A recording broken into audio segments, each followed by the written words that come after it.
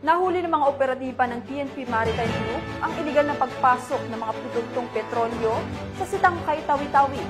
Narito ang buong detalye ng report mula kay Patrol Woman Angela Bandarlipe.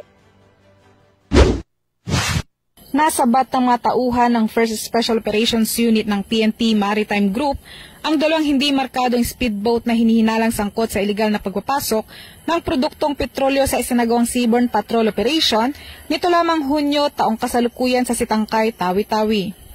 Sa nasabing operasyon, dalawang individual ang sakay ng unang bangka habang isa naman ang sakay ng ikalawa. Tinatayang 3,400 litro o katumbas ng 16 na drum ng hinihinalang smuggled na gasolina ang nakumpiska mula sa ikalawang bangka.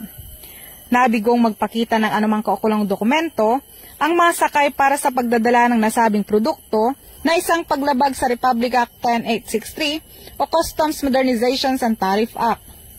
Kabilang sa mga nasamsamang dalawang hindi markadong kulay-abong speedboat at ilang drum ng smuggled petroleum products.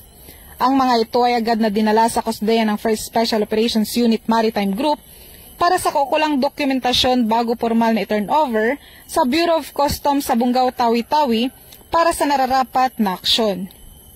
Patuloy ang PNP Maritime Group sa pagtutok sa mga aktibidad ng smuggling sa katubigan ng Bangsamoro upang matiyak ang seguridad at kaisan sa riyon. Mula rito sa riyon ng Bangsamoro, ako ang iyong Police News Network Correspondent, Patrol Woman Angela Bandarlipe. Alagad ng batas, tagataguyod ng balitang pulis.